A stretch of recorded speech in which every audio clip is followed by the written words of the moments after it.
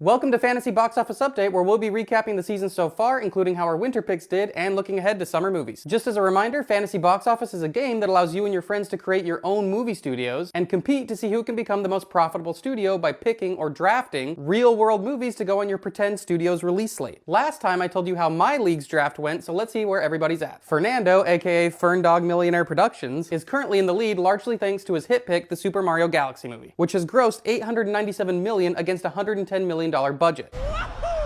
My guess is that whoever has this movie is probably in the lead in most leagues right now. Fernando has an edge right now, not just because the Mario movie did so well, but also he's the only studio to have one of their hit picks get released. Remember, you get to draft your hit pick at the beginning of the year, and it can be any movie on that year's release calendar. After that, you draft seasonal picks in 3 different seasons of the year: winter, summer, and fall. The other hit picks in my league that have yet to come out this year are Toy Story 5, which was picked by Jenny, aka You Had Me at Lego; Spider-Man Brand New Day, which was picked by Will, aka Two Thumbs Way Up; The Odyssey, which was picked by Blake, aka Block A Films; and Avengers Doomsday, which was picked by me, aka Microverse Productions. Now, am I regretting picking Avengers since the estimated budget is currently at $400 million, which makes the break-even point $1 billion?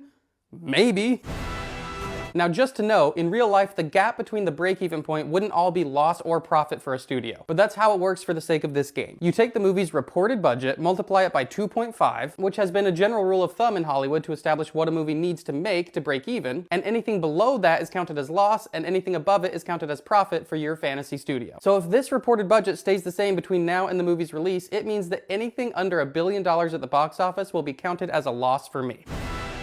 But despite that, I'm proud to say that so far this year, my studio is currently in second place, and I do have bragging rights for the fact that all of my winter picks were profitable. At the top of that list was Project Hail Mary, which has grossed $639 million against a $200 million budget. Amazing. It doesn't matter that the other 2 movies have profited me under $10 million each. A win is a win. But you might be noticing that my total profit over here is not matching my total score over here. And one reason for that is Animal Farm. Animal Farm is not my movie, it's Blake's movie, but it's a bomb pick. Just like you get a hit pick for the entire year, you also get one bomb pick for the entire year. Now, there's a couple ways the bomb pick can work, but in our league, whatever this movie makes or loses, that profit or loss goes on to all the other studios' release slates. In its opening weekend, Animal Farm grossed about $3 million against a $35 million budget. Let's have no one do that again! It will continue to make money, but it's pretty far from its break-even point of $87 million. So currently, that $83 million loss is being deducted from my studio's total score. It's also being deducted from every other studio score except for Blake because it was his bomb pick. The other bomb picks that have yet to release in our league are Masters of the Universe by Fernando, Cliffhanger by me, Zero AD by Jenny, and Moana by Will. The entire league is very eager to see if Will's unexpected bet on the live-action Moana being a box office bomb will work out or not.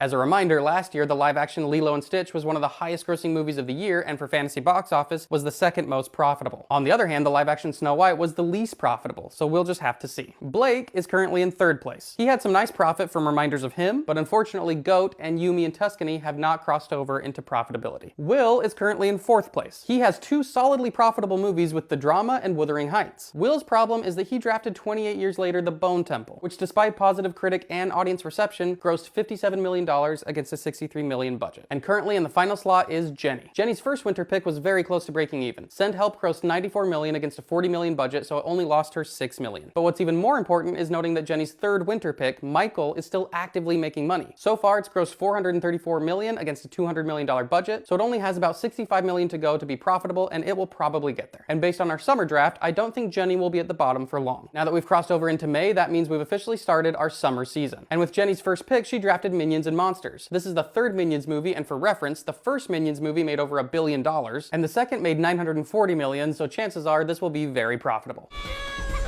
We'll have to see how it compares with Super Mario Galaxy movie. If Jenny is able to get similar profits without it even being one of her hit picks, that's a major win. Jenny also snagged Mortal Kombat 2 and The Invite. For his first summer pick, Fernando drafted Backrooms. This movie has a pretty low budget at $10 million, but also has quite a bit of hype behind it, thanks to people's existing familiarity with the lore of the Backrooms. He stuck with that low-budget horror strategy by picking Obsession, and also picked up Coyote vs. Acme. Blake went with Supergirl as his first pick.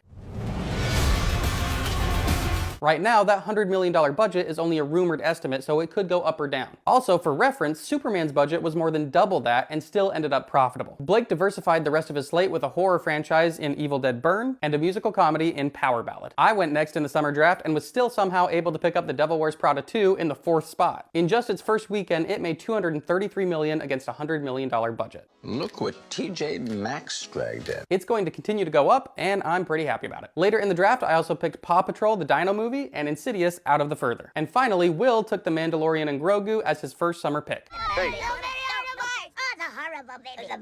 This is the first ever Star Wars movie based on one of Disney's many streaming series, so it'll be interesting to see if fans show up for it. Will then doubled down with big movies and drafted Steven Spielberg's Disclosure Day. But he rounded out those picks by drafting Jackass best and last, which will probably have a pretty low budget, which means a lot less risk. So to wrap up, Fernando has a clear lead with a total profit of $569 million. But he'll have some competition as other hit picks continue to get released, as well as several seasonal picks that could give the other studios a significant boost. I'd love to hear all about how your leagues are going so far. What worked in the winter season, and how did your summer draft go? And if you're not in a league yet but want to be, you can actually form a league at any point in the year and jump right in. And remember to go see all of my studio's movies.